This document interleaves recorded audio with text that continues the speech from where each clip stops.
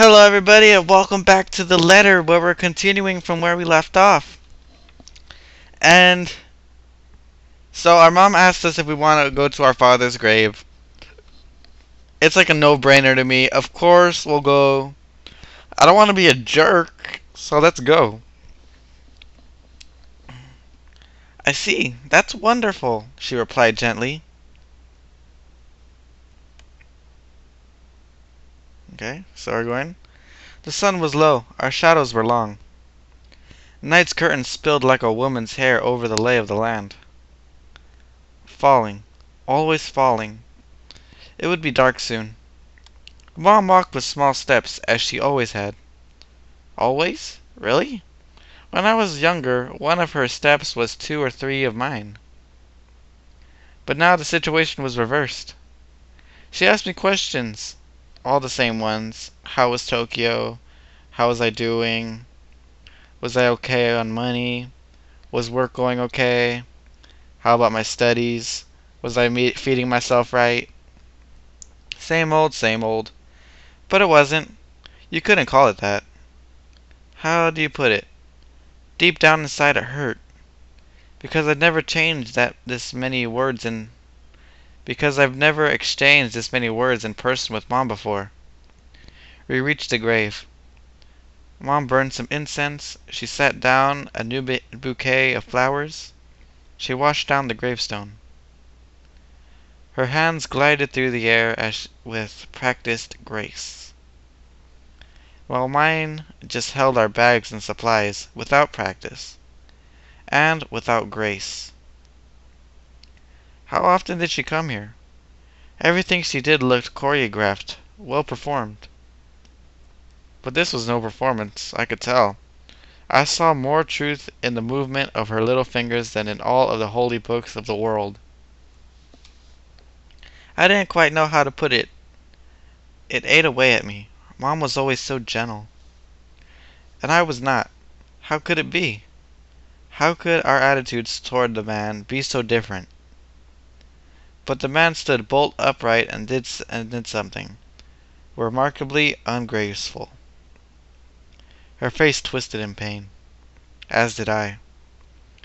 I raced to where she stood and caught her in my arms before she fell. So she stubbed her toe or something on the gravestone. Come on, Mom, I said. Watch out for those things. Wait, you've twisted your ankle. Can you stand?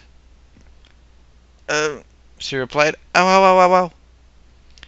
Obviously, she couldn't, so I made her sit. Mom, I said, shaking my head. You sure you're okay? That was awfully clumsy of you. Sorry about that, she answered with an apologetic smile. So I muttered, I guess I have no choice. I turned my back to her, squatted down, and motioned for her to get on. I could hear her say, Oh, I'll be fine. Oh, oh. I snorted, Come on now, don't be stubborn. It'll be easier this way. She replied playfully. I guess I'll have to rely on your strong arms. She positioned herself on my back. I could feel her clutching my shoulders. She was hurting, obviously. And up we go, I announced. Whoa. The moment I stood up with her on my back, everything became clear. I could feel Mom whisper something to me. An apology, maybe an endearment. She sounded so far away. I felt like crying. How did it come to this? A wave of nausea almost overtook me. I choked it back down. This just wasn't right, man. What had I been doing all this time? What had made me so blind and deaf that I never stood to notice this, or stopped to notice this? Mom, tell me. All your life, and mine, were you always this light and fragile? I tried to say something. I failed. Mom asked me if something was the matter. There was such warm concern in her voice. All I could manage was, Oh, sorry. You okay holding the bags? Mom laughed at that, told me that she could handle that much, and she felt nice and safe. I could feel her smile against my back. So apparently, I was the only one who was embarrassed about this situation. The sun was low, our shadows were long. But there had been but there wait but where there had been once two, there were now one. Or what? I said that wrong. Sorry guys. But where there had once been two, now were one. Now we were one. Our pace was slow. I didn't mind that.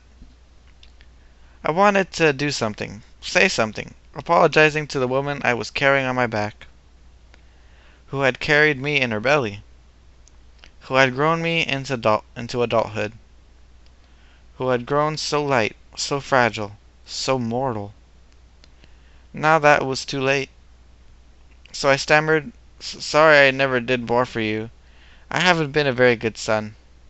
"Huh?" Mom replied. "What in the world are you talking about, Takahiro?" I kept my mouth shut. I felt, rather than heard, Mom sigh. We were silent for a long time.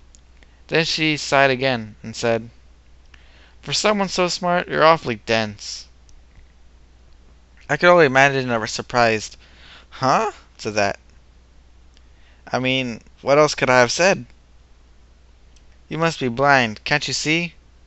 You've done so much. The fact is, you're here. The fact is, you've come back to see me. The fact is, you're carrying me. The fact is, you're a wonderful son. No mom in the world could ask for more." Great. Now I wouldn't be able to say anything all night. I couldn't see Mom, of course. I was carrying her on my back, but I didn't have to, because I knew. I could feel her smiling, smiling wide, because she knew that she'd won. We were quiet now, peaceful, like the warmth in our hearts. The last sunlight of the day drizzled through the low hanging clouds. Everything was awash, including us. I heard Mom whisper, "It's so beautiful." And I replied, "Yeah." Mother and son, reunited at last after so long. Because no matter how little we talked to each other, we were family. No matter where we were connected. We were home in a few moments. The most precious moment in my life. The past was the past, something to cherish every day. But the present was the present, something to live for every day.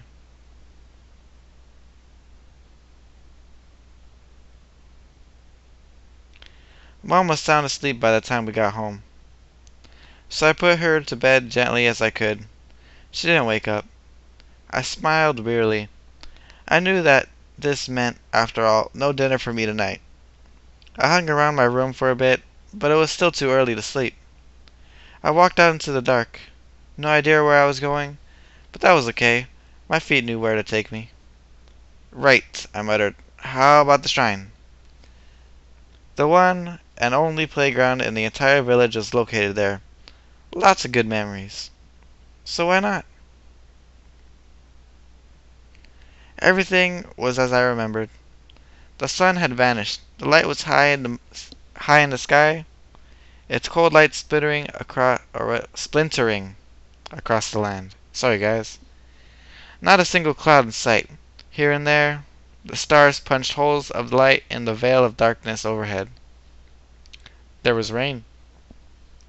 It just never stopped around here, did it? I looked up. I could see the droplets whispering through the misty air. Excuse me, guys. I think I'm gonna burp. Sorry. The red arches of the shrine came into view. And then, the long stairway. I remember those steps very well. I used to trip and fall on them all the time when I was a kid. Talk about dangerous. Children bounce after all. But if I took a spill like that now, bones would break. The thought made me smile. Now, how many steps were there? 68, if I remembered correctly. Well, time to see. Why not keep a running tally? Might be fun. And so I started climbing the steps, humming as I went. I stopped about halfway. because I started to regret this adventure. It was pouring now. Couldn't even see ahead of me that well.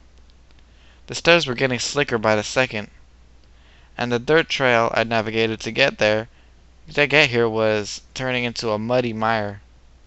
Now what? I sighed and started up the next step. But suddenly, there was only air to meet me. I screamed. I remember that.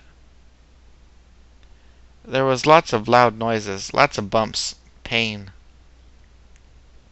and a terrible crash. I couldn't see anything anymore. The rain was drumming down on me, and there was something heavier, run off pouring down the stairs and onto me. All sorts of thoughts shot through my head. Was this the end? Was I going to die here? Help!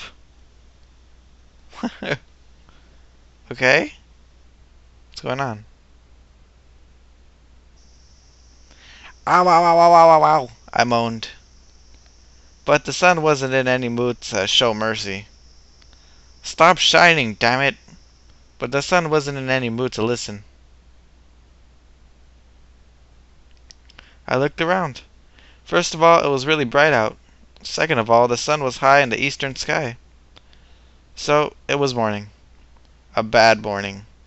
Then I tried to move. Horrible pain shot through every part of my body. Correction, a very bad morning. I couldn't even move. Okay, so obviously I'd fallen down the stairs. Well, duh. I'd really been out cold for this long then? I murmured. I looked over to my left, sure enough the stairway. Oh wait, a second. That wasn't the stairway. That was this kid. A kid who looked more like a little familiar at that. A kid who looked very familiar, a little familiar at that. Hey, that's funny, he said, with a smirk. What are you doing sleeping in a place like this, mister? Need some help? So, not only was he a kid, he was a rotten brat. Great. Huh, I replied in kind. I don't think I need any help from likes of you. Except, I really was having a hard time getting to my feet. For crying out loud, man, I yelled. As hard as I was trying, I couldn't seem to muster the strength to do anything. The kid just stood there, with his mouth wide open. Then in as diplomatic a voice he could muster, he said, mister, are you retarded? Yeah. That's one way of putting it. I finally said with a sigh. Would you mind helping me up? No two ways about it. Sure, be happy to, the kid replied cheerfully. He grasped my hand. His was so small. But he was strong enough. He jerked me up to my feet almost by himself. Thanks, kid, I said with a big smile. I was on my feet. He was feeling good for helping someone. Win-win situation, right? You owe me, he retorted. How about ice cream? What? Come on, mister. The kid went on cheerfully. Quit that zombie grin already. Besides, it's hot out, and I'm starved. Damn, kid. Don't be dissing my smile. Anymore, and I'll feed you to the zombies. For real. No, he shot back. Zombies don't exist, for real. Wait, I said all of that out loud? I was so embarrassed I wanted to die on the spot. Damn it, I managed. This isn't my day. First I fall, and now I'm being blackmailed by a brat. But the brat cut me short. Hey, mister. What do you want now? I snorted back. Stop calling me a brat, will you? I've got a name, you know.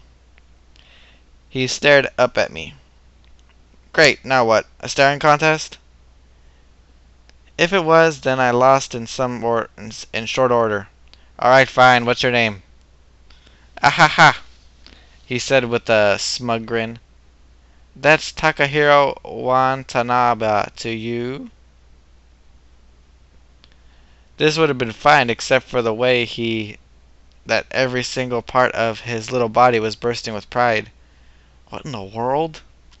So I shrugged and said, okay, I guess.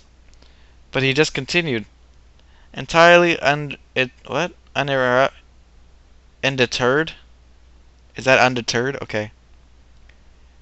And since we're gonna ask anyway, my favorite shape is an ellipse. My favorite measurement is 630 centimeters? What the hell is this? And my least favorite food is tofu, because I almost choked to death on a piece once. No, I wasn't going to ask at all. Except one thing struck me. I hated tofu too for some reason. Alright, now it's my turn, mister. The brat, Takahiro exclaimed. And action. Great. Now he was playing make-believe video camera operator. Okay, I started. I'm, MC Hammer, yo. I'm just gonna go through it normal. I'm gonna say that my name is. Takahiro's eyes widened. For a moment, he looked lost, but only for a moment. Then he sprang back. Whoa, we've got the same name? That's awesome. Hey, big guy, I got an idea. Mind if I just call you Big Guy? Fair enough. One Takahiro Watanabe was headache enough, let alone two. Huh, I snorted back. Looks like you're going to do it whether I like it or not. Just like your standard annoying little brat. Well, I wouldn't know. I didn't have a little brother in real life. But hey, close enough. Close enough to, what, want to tussle his hair? What was wrong with me today? Okay, done deal, Takahiro, little guy. Said gleefully. Now come on, home with me. Now come on home with me. I totally didn't expect this. What? What deal? Why do I have to go with you? Whoa. But it was too late. Little guy had already grabbed my hand. He seemed quite intent on dragging me to his destination if I didn't go willingly. Two Takahiros. Hand, little guy in hand. Big guy. Ugh, excuse me. That was how we met. In a world full of wonders. The pain from my fall was gone now, washed away like yesterday's rain. There were no more clouds in the sky now, just a blazing gold sun and blasting waves of heat. I could hear casadas in chorus, faintly as if it were underwater. My inner shadows melted away in the beginning of the new summer day.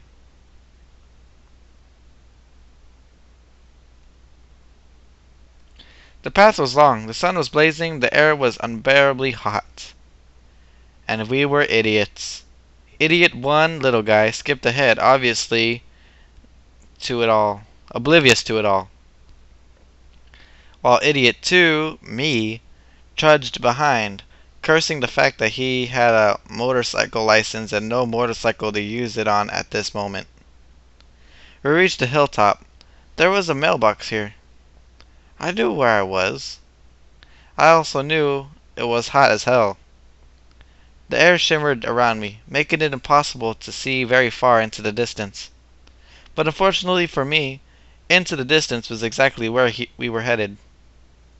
Little guy kept skipping ahead, oblivious to the heat. I kept sweating, panting hard.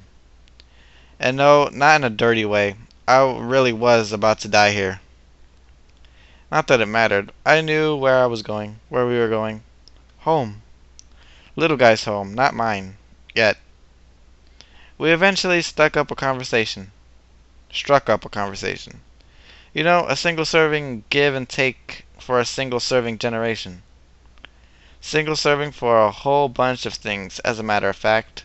I was impressed that Takahiro's penchant for wild tales about mysterious explosions at remote temples, or about how an entire village vanished, about how there was a secret weapon factory deep in the mountains, or about how he'd seen fairies, not 15 centimeters tall, flying about. Little guy kept at it for a long time, so long that I thought nothing serious would ever come of his lips.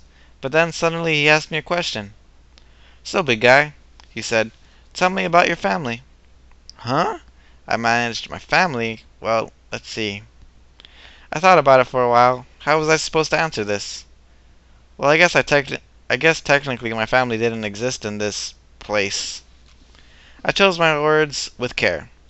My mom was the only family I have. My old man's dead. He passed away back when I was a little kid. I don't remember much about him. Oh, Takahiro murmured. I didn't know. Sorry, big guy. I waved his apology off. Not your fault. No worries. Um, Whoa, that was no ordinary kid I was dealing with here. This was no ordinary kid I was dealing with here. Quick to read into the hearts of others, and clear in thought and purpose. Or was I just tooting my own horn? I turned to Takahiro and asked lightly, Well, enough of that. How about you? Except I really wanted to know. About how he felt about his mom. About how he felt about his dad. And so I waited. Well, he said, I've got a mom and a dad. He trailed off here, an expression close of sadness flitting across his small face. That expression broke my heart. So I quickly asked, Hey, something the matter? Yeah, he managed. Well, really, it's just me and Mom. See, Dad's never at home. I mean, for crying out loud, he's not even at home on weekends. And you know what? I don't remember the last time he took us out on a vacation. Because he never has. I was afraid of this. Because I was exactly the same. I guess one thing hasn't changed over time then. I had almost no memories of my old man, good or bad. So I waited for him to speak on. I didn't have to wait long. But still, I love Dad. See, there's always a note on the desk when I wake up. Like a post-it, you know?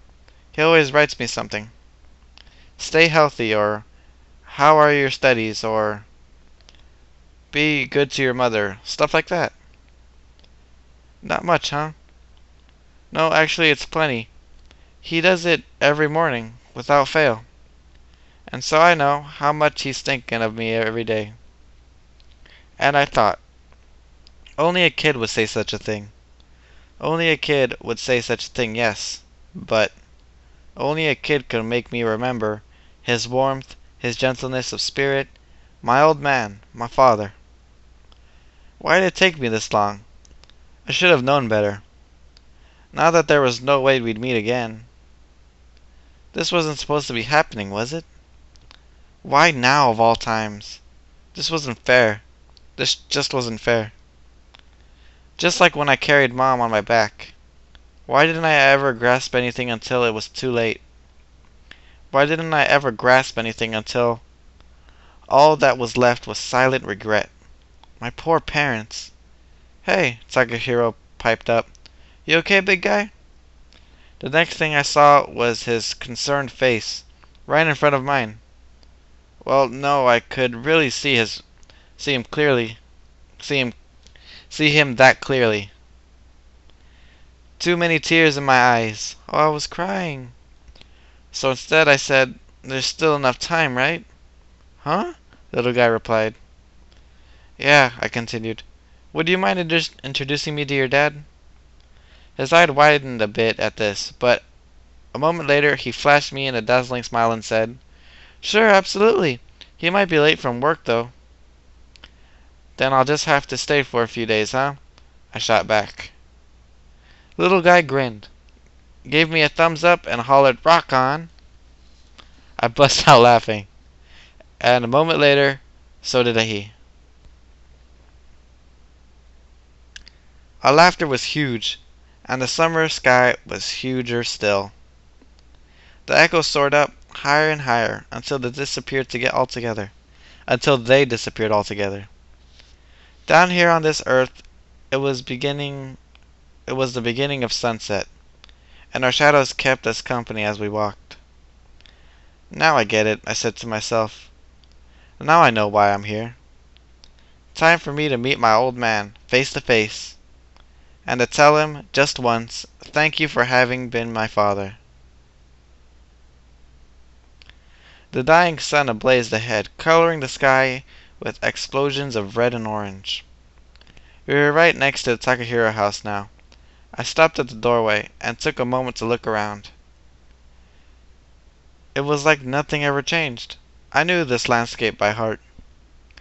How the mountains reached toward the sky, how the sky soared high and laughed, how the sunset colors flooded into the gaps where the hills met the air.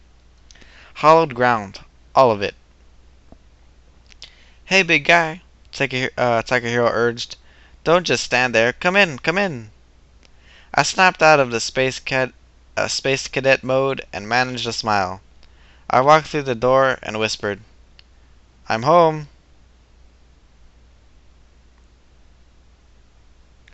A familiar smell wafted past my nostrils. Croquettes for dinner, huh? Little guy complained mightily. Complained mightily? But the expression on his face made it clear he was really quite happy about the menu. Then she noticed me standing there. Oh, Takahiro, you've brought a guest? She asked gently. Nice to meet you, ma'am. My name's Takahiro Watanabe. Aha, she laughed. Why, you and my son share a name. Fancy that. Are you friends? I smiled back. I guess so. Though to be honest, we just met today. Why was I feeling so shy? She didn't seem suspicious of me at all. Instead, she said, My, it's so late already. Tell me, do you have any plans for tonight? I knew what she was going to say next. Something along the lines of, why not stay the night? I'd be pleased if you could, for sure. No, not particularly. I said, well, it was an honest answer. Why not stay the night? She responded without missing a beat. I'd be pleased if you could. I snickered at myself. Ha! Bullseye. So I don't get a prize for this? Here you go, she said cheerfully, placing a croquette in my palm of my outstretched hand. I almost jumped out of my skin. Actually, it's not. The croquette was only pleasantly warm, not scalding hot, and neatly wrapped in wax paper. I took a bite and almost spat it out with Takahiro explained, Yummy! I managed after I swallowed, of course. Never talk with your mouth full. But you haven't even taken a bite yet. So what? He shot back. It's still yummy. Mom just smiled again. Now, we've got plenty, so don't be fighting now, boys. Mom, that's not quite the point. That didn't really matter, though. I loved Mom when she got like this. Sure, she was so much younger, close to my age even, but you couldn't find that brand of warmth and gentleness anywhere else on this earth. And I loved it when she smiled, as she was smiling now. Yes, I was starting to feel like an archaeologist. Is that archaeologist? I don't know. Uncovering a memory here, the outline of a feeling there. As I traveled through this strange and beautiful world, there wasn't much I could claim to understand anymore. But one thing was clear. If there was anything good and pure inside me, it was to be found right here. We talked a lot over dinner, the three of us. She kept asking me questions, so I kept answering them. Totally different from my barter with Takahiro earlier today. About whether it was hard living alone, or about whether I had enough money, or about my part-time job, or about my studies, or about whether I was getting enough sleep. Weird, wasn't it? The things she worried about never changed. Takahiro went to bed at 9. After that, the house grew peaceful and still. But a few moments later, at 11, I heard someone opening and closing the front door. Honey, I'm home. I heard a man's voice call out. And I heard Mom said in reply, Welcome home. His voice was strong, and it sounded a lot like mine. Man, talk about complicated. I heard footsteps, first in the corridor, then coming closer and closer to me. And for some reason, my heart started beating faster. He came into view. He'd taken his jacket off and was carrying it with one hand. He loosened his necktie, but his shirt was still neatly tucked into his pants. His eye widened when he saw me for the first time. Then, with a, "Well, what do we have here?" he walked over to where I was and sat next to me. "No rush on dinner," he called out to Mom, before turning to me and saying, "Good to see you. Nice to meet you, rather. I'm Takahiro's dad. The name's Ichigi." Such a kind voice from a timid, tired man, and one that set me all on edge. I hesitated for a second, then I managed, nice to meet you. I'm Takahiro Watanabe." Father had an odd look on his face. I had no idea what was going through his head at that moment. "I see," he muttered softly. He turned his gaze on me again, as gently as ever.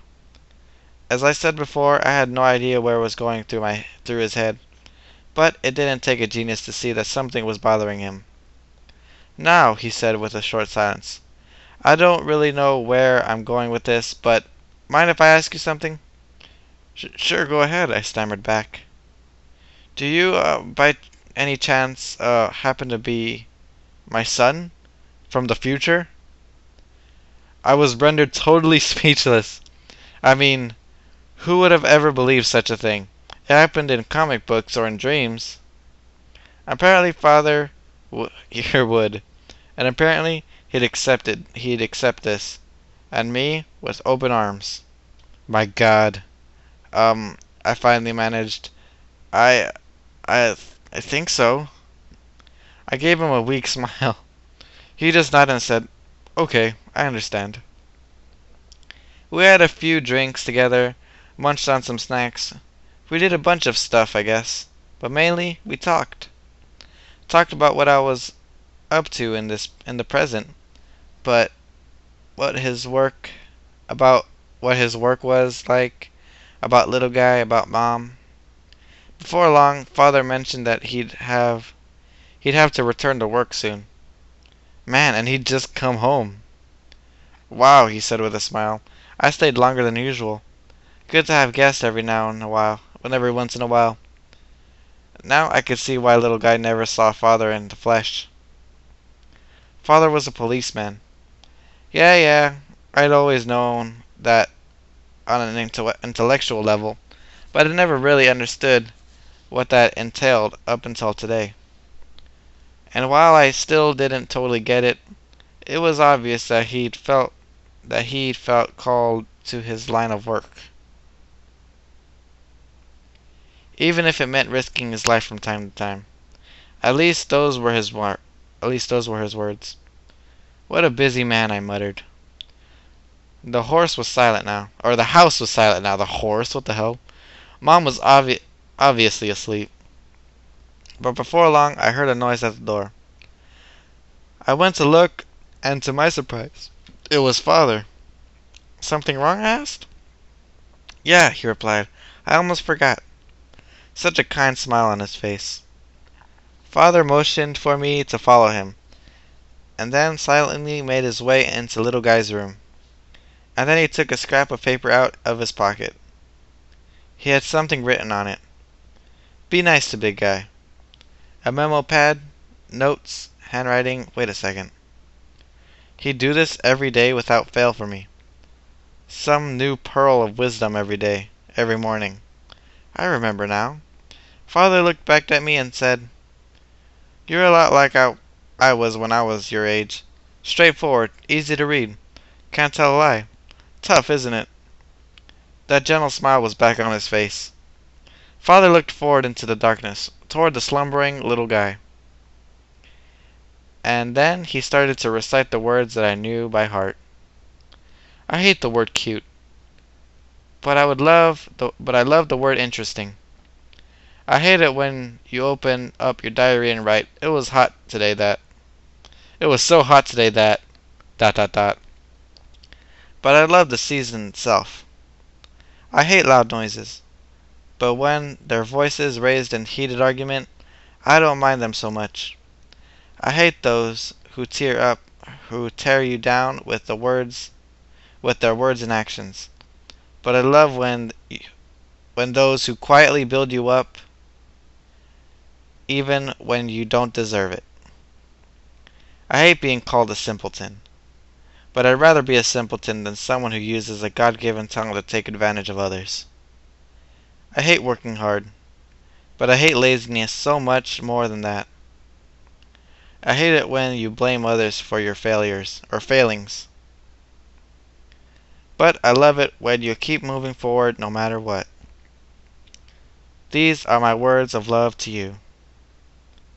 What was that? I managed after I picked my jaw from the ground. He grinned and replied, "My manifesto, of course. Pretty cool, isn't it?" "Yeah," I said, still stunned. "See, I write something for him every day." He he pointed to the little guy and explained, "So I get lots of practice writing." Father, to be honest, you don't have much literacy talent. That isn't what blows me away. It's that you just recite the contents of your letter to me. But I don't want literally talent, literary talent or anything like that. It doesn't matter. Those are your words. That's enough for me." Father left for good after that. Better living through hectic living. Better living through hectic living, I guess. After I saw Father off at the door, I stayed out for a while, looking up at the sky. The world was awash in silver light, reflecting from high above, and the moon shone on, as if such an act would fill the universe with a sense of obligation.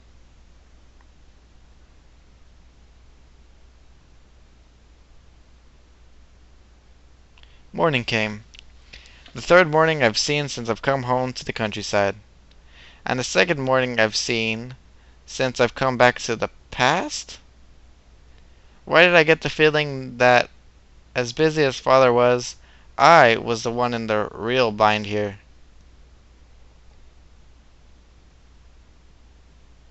The door opened. No change of clothes, so I was about ready for another action-packed day in the past, as I was. But Mom stuck her head in, smiled, and said, "Oh, I'll wash your clothes for you. So give me them so we can. So give me them to me so we can. So you can, okay?"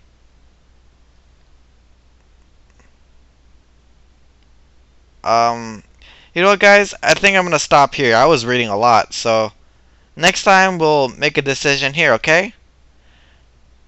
Okay? Later.